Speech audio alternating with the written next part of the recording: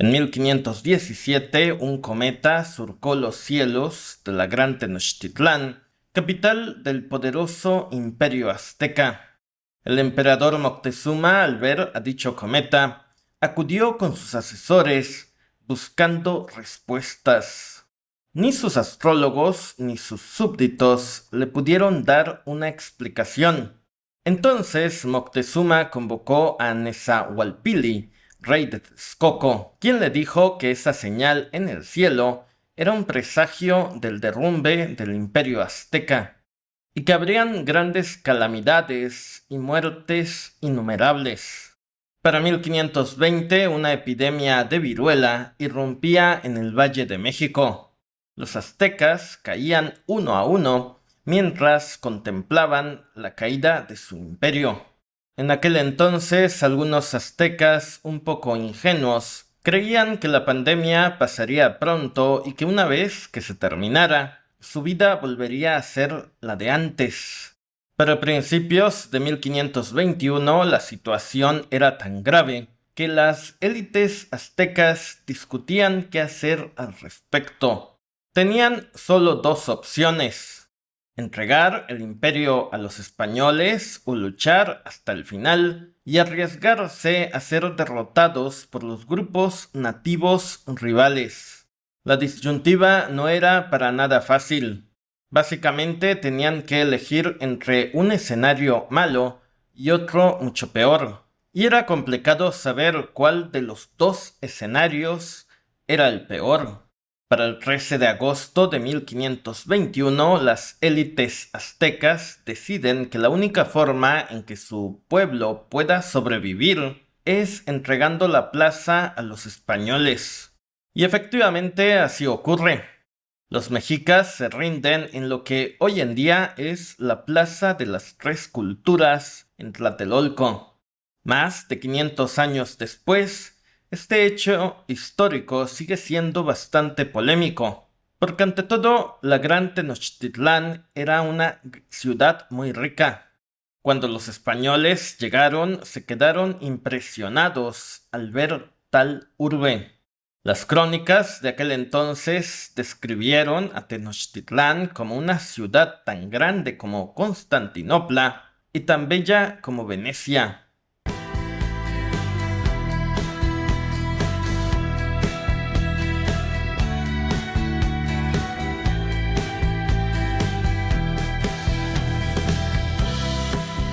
Tenochtitlán era una ciudad rodeada por agua y por volcanes.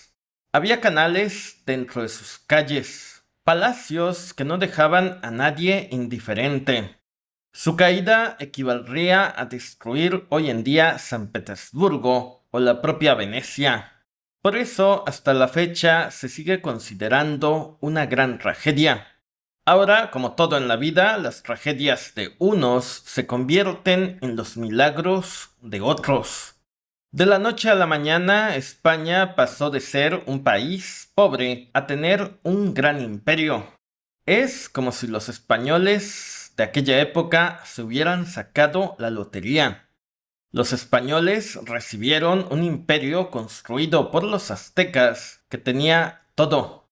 Solo tenían que venir y ocuparlo. Y no solo eso, el emperador Cuauhtémoc le pidió a los aztecas que les sirvieran en todo a los españoles, y así fue como ocurrió. Los aztecas no solo se siguieron dedicando a la agricultura para sostener a los españoles, sino que también formaron parte del ejército de la Nueva España, contribuyendo a la expansión territorial. Todo el sureste de México e incluso partes de Centroamérica fue conquistado por España con ayuda de los aztecas. Contrario a lo que uno hubiera pensado, los aztecas jamás se rebelaron frente a los españoles. Eran, ante todo, un pueblo civilizado, obediente y que respetaba las jerarquías. Por esta razón se le agregó la frase de siempre fiel a la Ciudad de México. Y debido a esto, hoy en día México se considera una extensión del Imperio Mexica, solamente que dirigido por españoles. Por eso nos llamamos mexicanos, en honor a los mexicas. A cambio de ayudar a los españoles a construir lo que hoy en día es México, los aztecas recibieron grandes beneficios. El principal creo que fue el hecho de que se quedaron a vivir en la Ciudad de México, con todo lo que eso implica. Beneficios que les permiten a sus descendientes pagar 5 pesos el metro hoy por hoy y estar nada menos que en el centro político de todo México. Por supuesto que no todos los nativos corrieron con la misma suerte que los aztecas en México.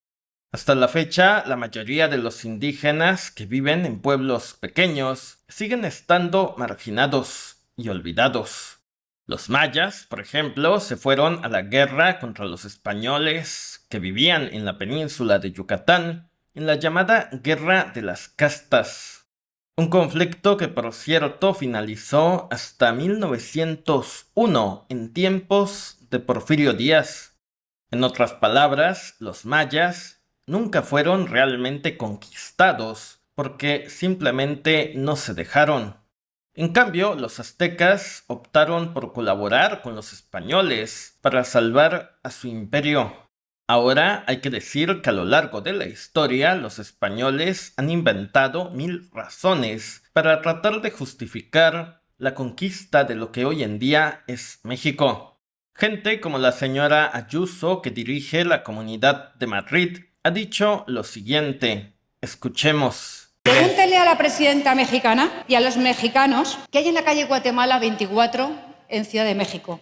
¿Qué hay bajo tierra? Aquí lo que yo le puedo responder a la señora Ayuso es que lo que hay en la calle de Guatemala número 24 en el centro histórico de la Ciudad de México es el Gran Zompantli, donde se apilan 35 cráneos humanos en honor a los dioses. Desde que ocurrió la conquista, los españoles siempre han buscado razones para justificarla. El principal es que como los aztecas hacían sacrificios humanos y comían carne humana, eran un pueblo bárbaro que necesitaba ser civilizado.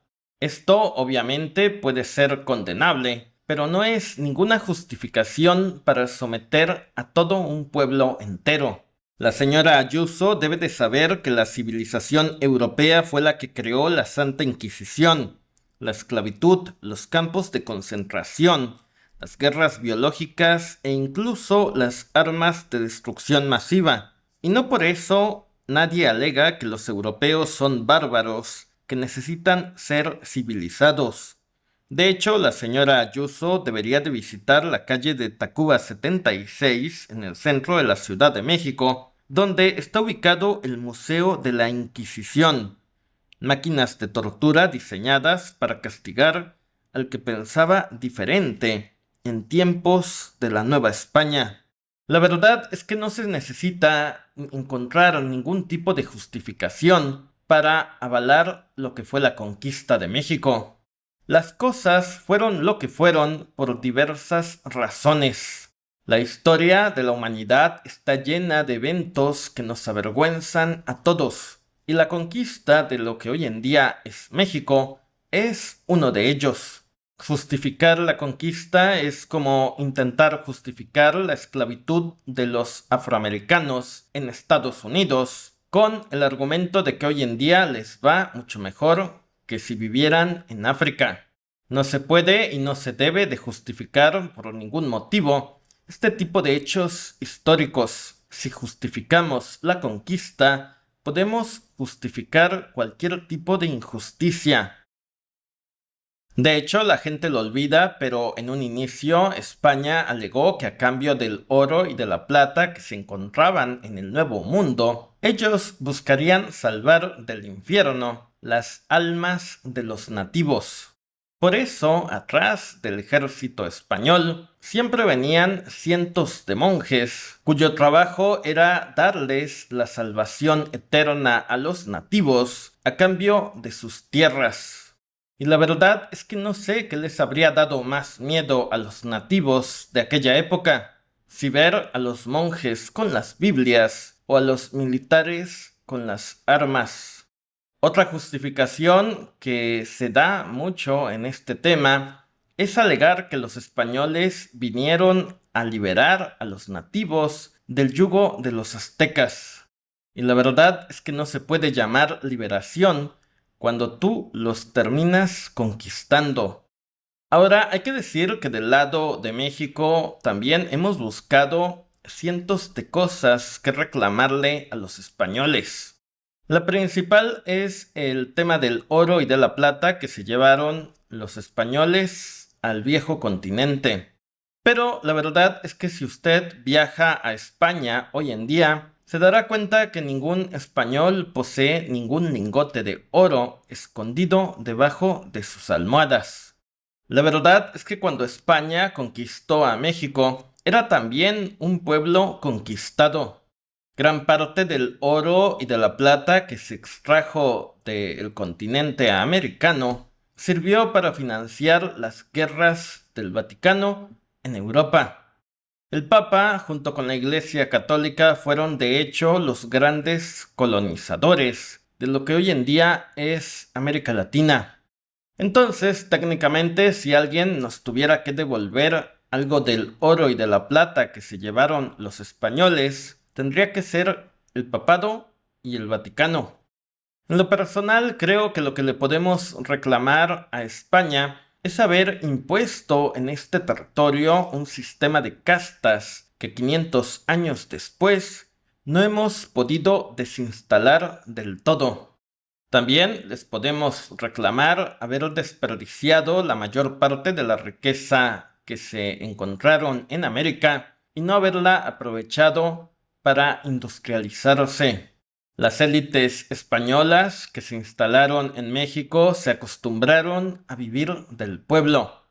Los nativos y los mestizos hacían la mayor parte del trabajo y las élites simplemente se dedicaban a disfrutar de la riqueza. Y esa es la razón por la cual nunca nos volvimos una potencia económica. Las élites hispanas en México siempre han vivido tan bien que nunca tuvieron la necesidad de crear grandes industrias hasta finales del siglo XIX.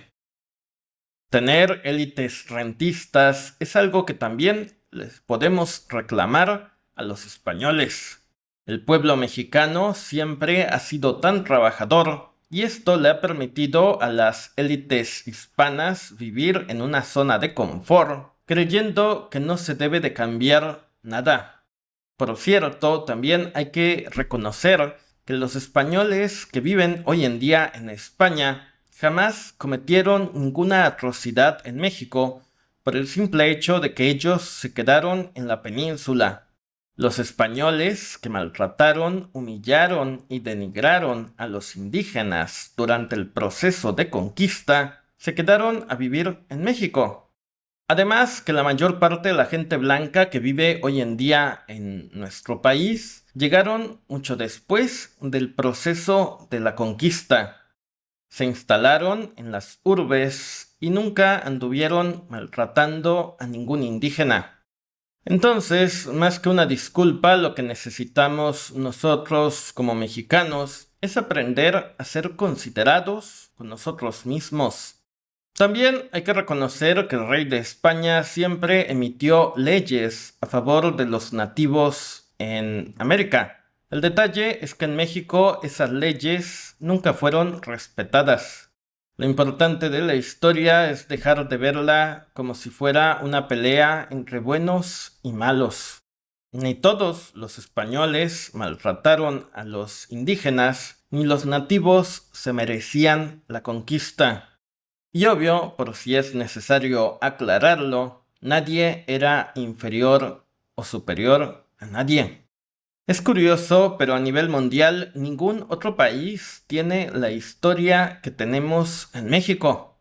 Hasta la fecha me sorprende que cada año vienen cientos de miles de extranjeros a nuestro territorio, asombrados por la cultura azteca o la cultura maya. Y nosotros aquí creyendo que los nativos eran inferiores a los españoles. En conclusión, los mexicanos ante todo somos el producto de la fusión dolorosa de infinidad de culturas. Y deberíamos de estar orgullosos de ello.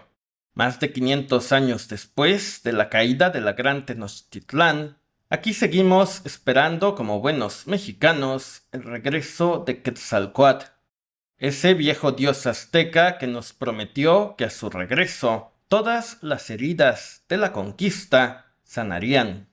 Déjenos sus comentarios sobre este tema. Gracias, suscríbete, seguiremos informando.